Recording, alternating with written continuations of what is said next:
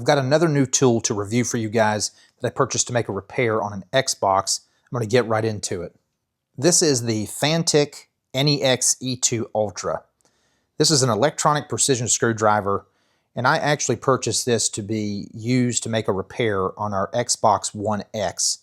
We have a newer Xbox, but there's a problem with the power supply on our older Xbox, and I figured I'd get this tool, make it a little bit easier to do that. Here on the table, I've got everything that comes in the box. So you're going to get the screwdriver case, that's the box, and you've got a charger cable that is USB-A to USB-C, and you're going to have a user and instruction manual. Before we get into the screwdriver itself, just some information on the box that you'll be able to see. It comes with 50 bits, it's got a max torque of 0.6 Newton meters, and it's got a 800 milliamp battery. And then on the back here, just tells you a little bit. That is a 3.7 volt battery.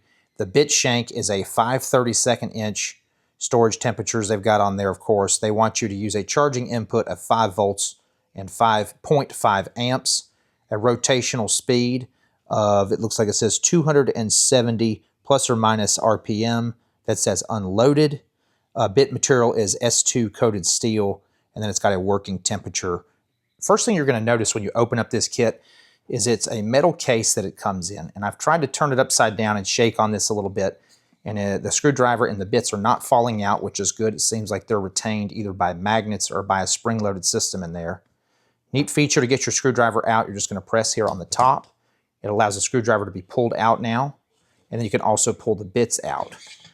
And the bits have this piece of foam protector right here. I'm probably going to keep that on there. I don't know that it's required, but it'll protect the bits a little bit more from falling out.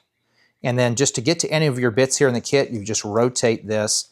It comes with 50 bits in here, so pretty much anything you're going to use for a precision screwdriver is inside here.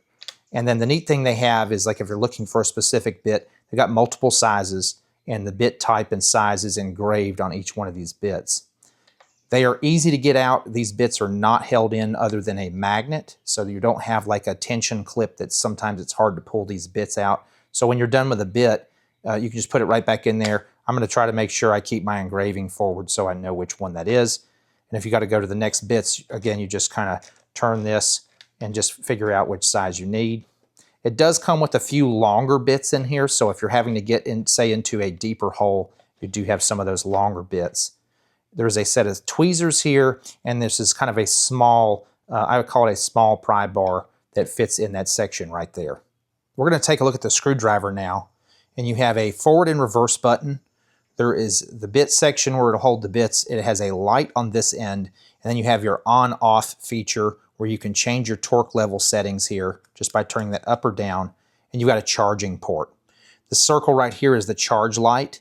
If it's getting low on battery power, of course, it's going to do things like be red or flash red. When you're charging it, it's going to be, say, flashing green, and when it's completely charged, it's going to be solid green. So I've already charged this unit up, and I really like the way that it looks and the way it kind of indicates the charge level. Now we're going to turn it on. I'm just going to go to level 1 for you right there. And a couple of neat things is as soon as you go either forward or reverse, you're going to get that light to come on the end right there. So you'll be able to see your workpiece as you work on it, which I do like. That's part of the reasons why I like getting this small screwdriver. I don't need high torque, but I just kind of need that shine on the piece that I'm going to be working on. And then you can go back into reverse. Same thing, the light will come on. I think it shuts off after 10 seconds. You may not be able to see this on camera, but there is a torque level indicator right here. And if I go up on another torque level, say we go to torque number 2 there, you'll see more of that light. It'll actually flash in the direction that I'm going. So it's starting from this end going that direction, letting me know I'm tightening the screw. If I go reverse, it'll start from this end going that way, letting me know that I'm going in reverse. It'll be a little bit more evident as I go, say, to the higher torque setting. Maybe you can see the light now in there. See if I can bring that up to you. So if you can see that on camera. And that's pretty neat. And it lets you kind of know it's going this direction and lets you know what torque level setting you're on, without having to, say, look back at this area right here, especially if you're down looking into your workpiece. It's got maybe like a blue to a purple look there. And again, there's in the forward direction, if you can see that on camera. And then we'll go in the reverse direction.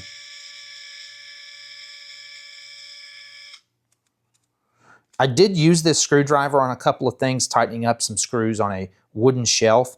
It definitely has some torque. It turned the screwdriver in my hand a little bit once it got tightened, so I think it's going to do very well for what I've purchased this for. And like I mentioned, I really purchased this for a repair I'm going to be making on an Xbox One X. So hopefully you stick around for that video when I finally do that repair, and I'll be using this screwdriver in that repair. Hopefully this information was useful or helpful for you, and if it was, please subscribe and share. And that's to the point.